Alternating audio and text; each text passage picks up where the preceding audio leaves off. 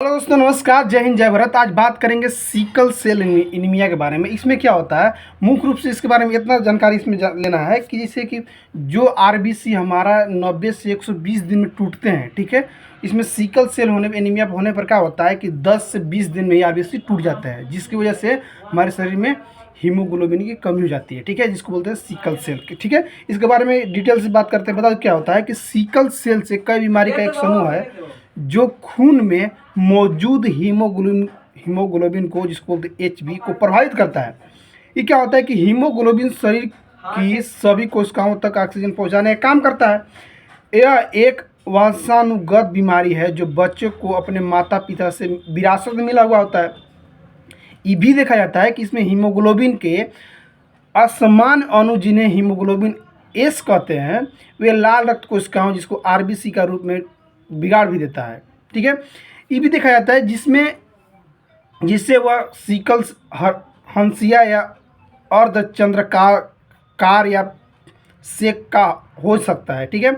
इसमें देखा जाता है कि लाल रक्त कोशिकाएं या आरबीसी जो स्वस्थ होती है उनका शेप गोलाकार होती है और वे छोटी छोटी रक्त धमनियों से भी आसानी से गुजर जाती है, जिसमें क्या होता है कि शरीर के हर एक हिस्से और कोने तक ऑक्सीजन आसानी से पहुंचाती है। लेकिन इसमें क्या होती है कि इसमें देखा जाता है कि जिसके सिकल सेल समान लाल रक्त कोशिकाओं की तुलना में कम लचीली होती है। और बता दूं कि चूंकि इनका रूप हंसिया जैसा होती है, जो हंसुआ आकार जो होता है उसको बोलते हैं हंसिया आकार, जैसे इस कारण से छोटी छोटी रक्त धमनियों से होकर गुजर नहीं पाती है। और भी देखा जाता है कि गुजरने की प्रक्रिया के दौरान भी क्या हो जाती है, टूट जाती है। कई बार तो छोटी रक्त धमनियों से गुजरने के दौरान ये सिकल सेल वहाँ फंस भी जाती है और रक्त संचार में रुकावट भी पैदा कर सकती है। इस कारण व्यक्ति को तेज दर्द महसूस होता है और कई गंभीर बीमारियाँ जैसे इन्फेक्शन, स्ट्रोक या एक्यूट चेस्ट या सिंड्रोम होने का खतरा ज़्यादा रहता है। इसके अलावा सिकल सेल बीमारी से पीड़ित मरीज को हड्डियों और जोड़ों के क्षतिग्रस्त होने, जैसे किडनी डैमेज होने की दृष्टि संबंधी समस्या, जैसे प्यूबर्टी आने की में देरी, ठीक है, ये भी आने में दिक्कत होने लगती है, ठीक है। और ये भी देखा जाता है इसका मुख्य कारण ये होता है कि मैं बताया था आपको वही कि इतना ही नहीं, समान जो रक्त होते हैं आरबीसी, जहाँ 90 से 120 दिन में टूटते हैं, इसमें देखा जाता है कि 10 से 20 दिन में ही टूट जाते हैं। मतलब क्या होता है कि जो समान आरबीसी होते हैं वो नॉर्मल होता है, 90 से 120 दिन तक जीवित रहते हैं। वही सिकल सेल सिर्फ 10 से 20 दिन में तक ही जीवित रह पाती है। इस कारण शरीर में लाल रक्त कोशिकाएं की कमी होने लगती है और व्यक्ति एनीमिया का शिकार हो जाता है, ठीक है। अब ये देखा जाता है जैसे कि तो इसमें शिकार हो जाने पर क्या होता है कि आखिरी वे सिकल सेल बीमारी कितने तरह की भी हो सकती है, ठीक है। इसका कारण इसे लक्षण पर भी डिपेंड करता है, ठीक है। और इसका इलाज कैसे होता है इसके बारे में आपको बताऊंगा, ठीक है। इस आर्टिकल में टोटल ए से लेकर जेड तक इन्फॉर्मेशन बताऊंगा कि आपको इसमें कैसे निदान किया जाता है, ठीक है। इसके बारे में ये भी बताऊंगा कि आपको सिकल सेल कितने प्रकार के होते हैं, ठीक है।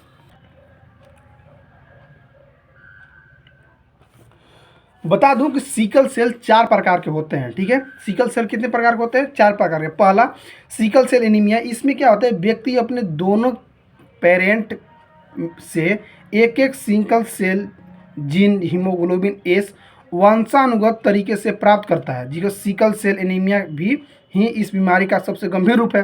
दूसरा का भी हो सकता है सिकल हीमोग्लोबिन सी डिजीज। ये क्या होता है, इसमें बता दूं कि जिन लोगों को सिकल हीमोग्लोबिन सी डिजीज होती है उन्हें माता पिता में से किसी एक से sickle cell gene haemoglobin S प्राप्त होता है और दूसरे पेरेंट से असमान हीमोग्लोबिन सी या सिकल सेल बीमारी का हल्का रूप माना जाता है। तीसरा क्या होता है, तीसरा में देखा था कि सिकल बीटा प्लस थैलेसीमिया। इसमें ये होता है कि सिकल बीटा प्लस थैलेसीमिया। इसमें क्या होता है कि इसमें बीमार व्यक्ति एक sickle cell gene haemoglobin S अपने एक पेरेंट से प्राप्त करता है और दूसरे पेरेंट से बीटा थैलेसीमिया एनीमिया एक प्रकार का जीन। बीटा थैलेसीमिया भी 2 तरह का होता है, जो बता दूं क्या होता है कि 0 और plus. Sickle beta plus thalassaemia sickle cell बीमारी का हल्का रूप माना जाता है। ठीक है, अब चौथा होता है जिसको बोलते हैं सिकल बीटा जीरो थैलेसीमिया। ये क्या होता है? चौथा जिसको क्या बोलते हैं? Sickle beta zero thalassaemia. ये क्या होता है? चौथा जिसका दिखा देता है, जिन लोगों को सिकल बीटा जीरो थैलेसीमिया होता है उन्हें सिकल सेल बीमारी का गंभीर रूप माना जाता है। ठीक है,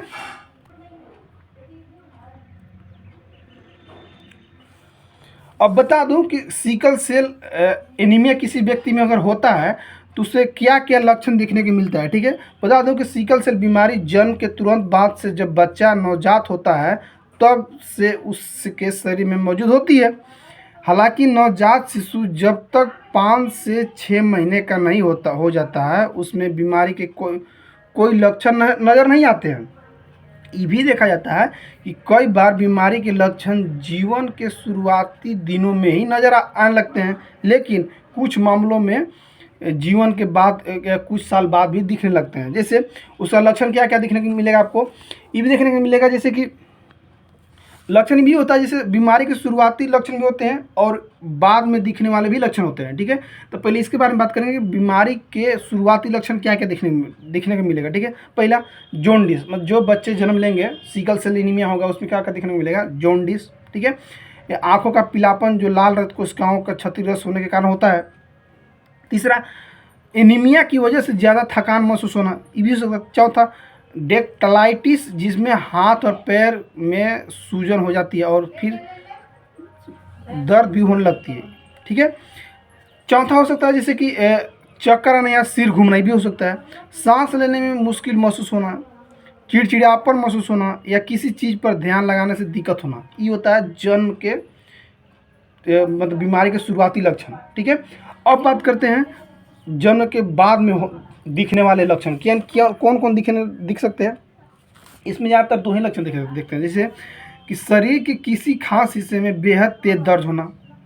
ठीक है, शरीर के किसी खास हिस्से में बेहद तेज दर्द होना, खासकर एक से ज़्यादा सॉफ्ट एप पर, क्योंकि खून के जरिए शरीर के उस हिस्से को ऑक्सीजन की पूर्ति सही तरीके से नहीं हो पाती है तब पेन होता है। ठीक है, दूसरा का ये भी हो सकता है, बीमारी से पीड़ित किशोर उम्र में के बच्चों को, वयस्कों जिसको एडल्टों को बोलते हैं, को लंबे समय तक दर्द का सामना करना, ये भी हो सकता है लक्षण। ठीक है, अब बात करते हैं सिकल सेल बीमारी के कारण क्यों होता है। ठीक है, बात करेंगे सिकल सेल जो डिजीज होते हैं वो क्यों होता है। ठीक है, ये बहुत सारे कारण से हो सकता है। इससे हो सकता है संक्रमण के कारण से हो सकता है, सर्दी जुकाम लंबे समय से हो रहा है उसकी वजह से भी ये डिजीज हो सकते हैं। ठीक है, इसे बता दो कैसे कैसे किया जाता है।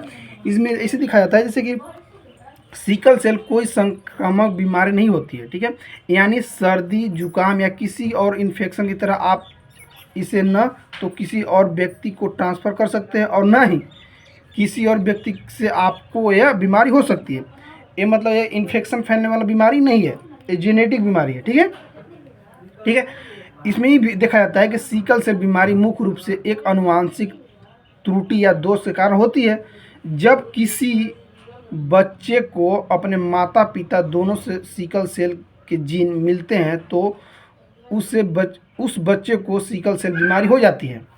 इसमें क्या होता है कि सिकल सेल बीमारी के कुछ मामलों में व्यक्ति को एक पेरेंट से सिकल सेल जीन मिलता है और दूसरे पेरेंट से किसी और तरह का अलग असमान हीमोग्लोबिन जीन मिलता है। इसमें क्या होता है कि अगर किसी बच्चे को सिर्फ एक पेरेंट यानी माता या पिता में सिर्फ किसी एक से सिकल सेल जीन मिलता है तो उससे व्यक्ति का सिकल सेल बीमारी नहीं बल्कि सिकल सेल ट्रेड की समस्या होती है। ये भी देखा जाता है कि सिकल सेल ट्रेड वाले व्यक्ति को बीमारी गंभीर नहीं होती, लेकिन वह इस बीमारी का वाहक या कैरियर बन जाता है। ठीक है, यानी वे अपने बच्चों को सिकल सेल जीन ट्रांसफ़र कर सकते हैं। ऐसे लोगों को या तो बीमारी के बेहद हल्के लक्षण नज़र आते हैं और फिर कोई लक्षण ही दिखाई नहीं देते हैं। ठीक है, अब बात करते हैं कि सिकल सेल की बीमारी का परीक्षण क्या क्या टेस्ट करा सकते हैं। बता दूं कि सिकल सेल बीमारी को आमतौर पर प्रेगनेंसी या फिर बच्चे के जन्म के समय डायग्नोसिस किया जाता है। आपको यह बीमारी होने का खतरा तभी सबसे अधिक होता है अगर आपके परिवार में किसी को यह बीमारी होने का इतिहास हो, सिकल सेल डिजीज की पहचान और डायग्नोसिस करने के लिए टेस्ट करवा सकते हैं, जैसे कि संपूर्ण ब्लड काउंट टेस्ट, जिसको बोलते हैं CBC बोलते हैं, ठीक है, या हीमोग्लोबिन इलेक्ट्रोफोरेसिस टेस्ट, ताकि असमान हीमोग्लोबिन की जांच की जा सके। तीसरा, यूरिन की जांच, ताकि किसी तरह के छिपे हुए इन्फेक्शन का पता चल सके, ठीक है। चौथा, छाती का एक्सरे, ताकि छिपी हुई निमोनिया का भी पता चल सके आपको, ठीक है। ये सब टेस्ट कराने से पता चल जाएगा कि कौन सी बीमारी डीज आपको जेनेटिक प्रॉब्लम है या नहीं है, ठीक है। हाँ, लेकिन लक्षण को आपको ध्यान देना होगा, जो जन्म लेने के बाद जो लक्षण दिखता है उसको नोट करना होगा आपको, ठीक है।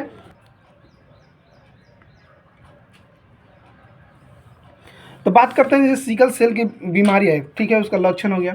अब बात करते हैं इलाज के लिए क्या करना है, बता दूँ। सिकल सेल बीमारी से पीड़ित सभी लोगों के लिए एक ही तरह का इलाज मौजूद नहीं है, उनके बीमारी पर डिपेंड करता है किस प्रकार के लक्षण दिख रहे हैं, उसके हिसाब से ये इलाज किया जाता है। क्या किया जाता है, पर कि इसका इलाज का विकल्प हर मरीज के लिए अलग अलग होता है, और यह बात पर निर्भर करता है कि व्यक्ति में बीमारी के लक्षण कैसे हैं।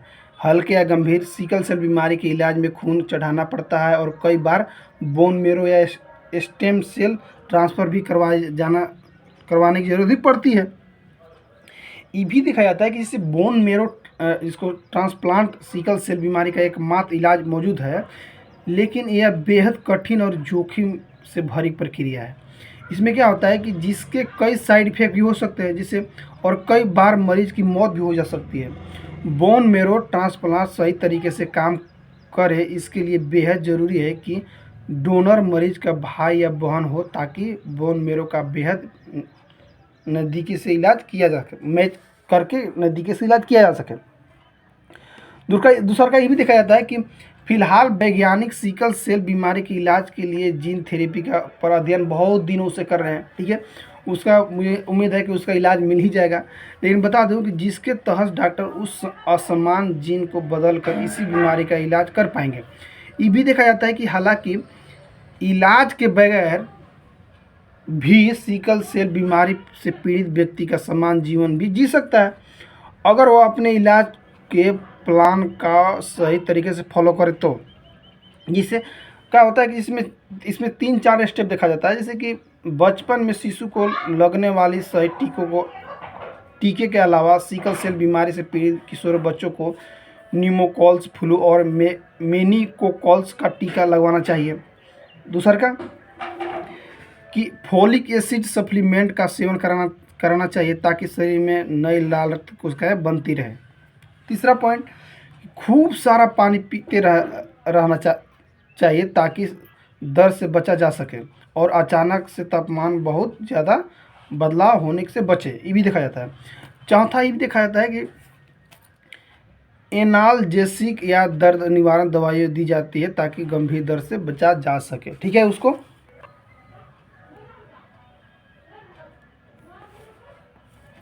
ठीक है दोस्तों, इसमें हो गया आपका कि सिकल सेल की बीमारी क्या होते हैं, बीमारी कितने प्रकार के होते हैं, ठीक है, और सिकल सेल बीमारी के लक्षण क्या होते हैं, सिकल सेल बीमारी के कारण, सिकल सेल बीमारी के परीक्षण, और सिकल सेल की बीमारी का इलाज क्या क्या होता है, ठीक है।